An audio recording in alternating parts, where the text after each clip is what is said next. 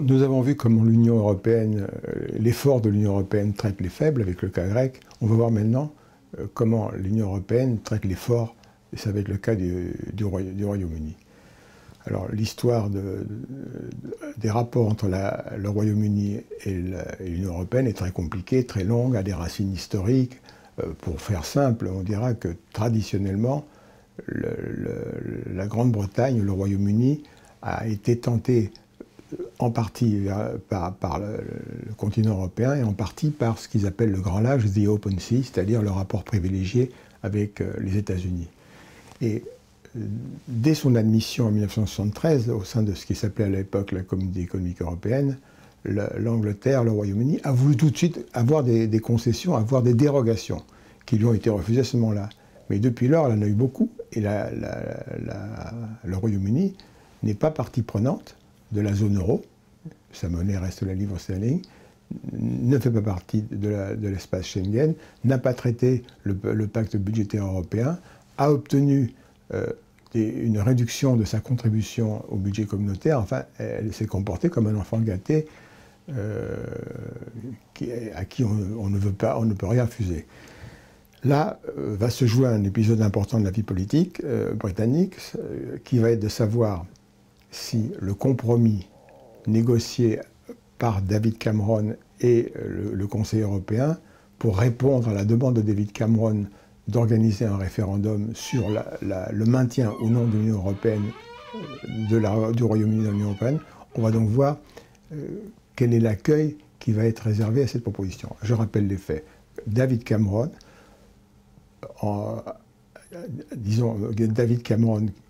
subissant l'assaut du parti europhobe et nationaliste qui s'appelle UKIP, le parti de l'indépendance, et pour gagner les élections de 2015, a fait la promesse d'organiser un référendum avant 2017 s'il était reconduit au pouvoir, ce qui a été le cas en mai de l'an dernier.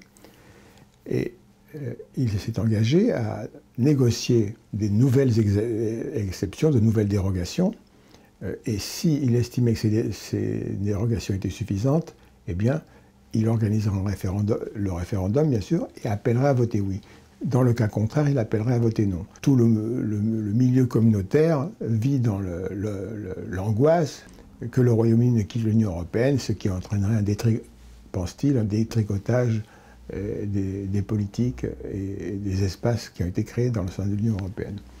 David Cameron a largement obtenu satisfaction.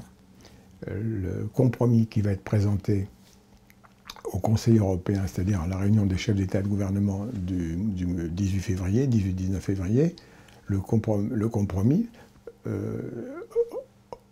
donne satisfaction assez largement, pas complètement, mais donne assez satisfaction au Royaume-Uni. On n'a pas le temps d'évoquer tous les thèmes, mais il y en avait un qui était particulièrement sensible, qui était que, contrairement au principe communautaire de liberté de circulation et de non-discrimination, le Parti conservateur britannique, et en tout cas le Premier ministre David Cameron, voulait réserver le bénéfice des prestations sociales et d'accès au logement social aux immigrés, enfin on ne les appelle pas comme ça, aux travailleurs d'autres pays venus en Angleterre. C'est-à-dire que dans le cadre de l'espace Schengen, et même au-delà, même dans le cadre général de l'Union européenne, il y a une liberté de circulation des travailleurs. Vous vivez en Pologne, vous pouvez aller vous installer en Suède, ou bien en Italie, ou bien au Royaume-Uni, etc.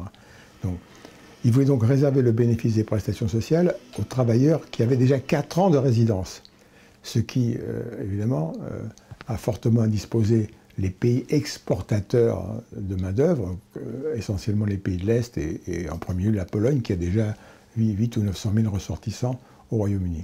Eh bien, là, les 27 autres membres de l'Union européenne, enfin ça reste à vérifier, mais enfin c'est tout à fait vraisemblable, ont donc donné, pour une part, satisfaction à David Cameron, au mépris des principes communautaires.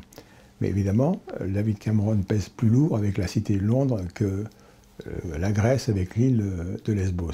Il y a une leçon à tirer de ça, c'est que l'esprit de solidarité passe sous la table au bénéfice de l'esprit de pouvoir, de conquête et de domination. À un bout, vous avez l'Allemagne, et à l'autre bout, vous avez les petits États qui n'en peuvent mais et qui se gardent bien d'ailleurs de broncher lorsque une menace pèse à l'horizon. Donc voilà ce que je voulais dire sur les doubles standards ou le deux poids deux mesures de l'Union européenne vis-à-vis d'un pays faible et puis par ailleurs vis-à-vis d'un pays fort.